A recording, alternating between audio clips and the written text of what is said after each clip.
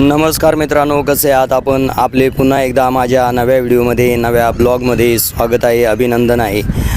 मित्रांनो, मी आता दादर चौपाटीवर आलेलो आहोत आणि मित्रांनो तुम्ही बघू शकता माझ्या पाठीमागं हा सगळा परिसर आहे. हा दादर चौपाटीचा परिसर आहे आणि मित्रांनो दादर चौपाटी ही शिवाजी पार्कजवळ आहे आणि या चौपाटीलगत आपल्याला या ठिकाणी भरपूर बघण्यासारखं आहे. शिवाजी पार्क मैदान आहे, त्यानंतर चैत्यभूमी आहे आणि आणखीन बरेच धार्मिक स्थळं या ठिकाणी आहेत.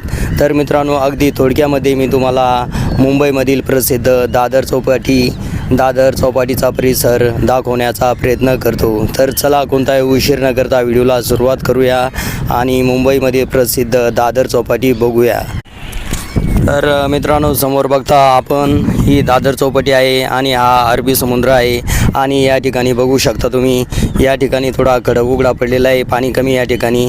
आणि समोर मित्रांनो त्या समोर बिल्डिंगी वगैरे दिसतात तुम्हाला, तो वांद्रेचा परिसर आहे बघा. आणि हा समोरचा जो पूल दिसतो हा वरळी वांद्रे सिलिंक आहे, समुद्र पूल आहे समुद्रामध्ये बांधलेला आणि असा परिसर आहे बघा. आणि या समोर बिल्डिंगी वगैरे दिसते तुम्हाला. हा सगळा दादर चौपाटीचा परिसर आहे आणि इथं समोरच बघा ही चैत्यभूमी आहे. इथं ही चैत्यभूमी बनलेली आहे बघा, ही चैत्यभूमी आहे. ते समोर स्तंभ वगैरे आहे आणि त्याच्या पलीकडून पण बघा भरपूर मोठी ही दादर चौपाटी आहे. आणि इकडं तुम्ही बघता मित्रांनो हे सगळं दादर आहे. दादरमधले हे घरं वगैरे बिल्डिंगी इमारती या सगळ्या दादरमधले आहे. तर असा हा दादरचा परिसर आहे आणि दादर बीच आहे बघा. आणि समोर या ठिकाणी तुम्ही बघू शकता हे कबूतर या ठिकाणी भरपूर आपल्याला दादरमध्ये पाहायला मिळतात.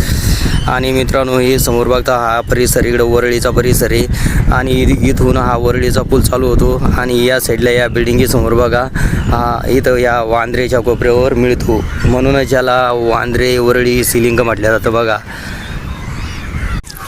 तर मित्रांनो आपण आता चैत्यभूमीजवळ आलो बघा आणि ही इकडं बघू शकता तुम्ही या चैत्यभूमी आहे. चैत्यभूमीचं हे कंपाऊंड आहे आणि समोर बघू शकता तिथं व्ह्यू पॉईंट बनवलेला आहे. आणि हा सगळा दादर चौपाटीचा परिसर बघा. आणि इकडं बघू शकता तुम्ही हा अरबी समुद्र आहे. तर या ठिकाणी बघू शकता तुम्ही किती छान दृश्य आपल्याला पाहायला मिळतं.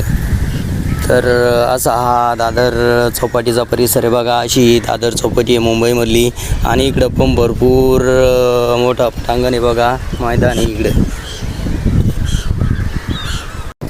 तर मित्रांनो आपण आता चैत्यभूमी समोर आलो बघा आणि समोर बघता तुम्ही ही चैत्यभूमी आहे दादरमधली मुंबईमधली आणि इथं समुद्राच्या काठावरतीच बनलेली बघा.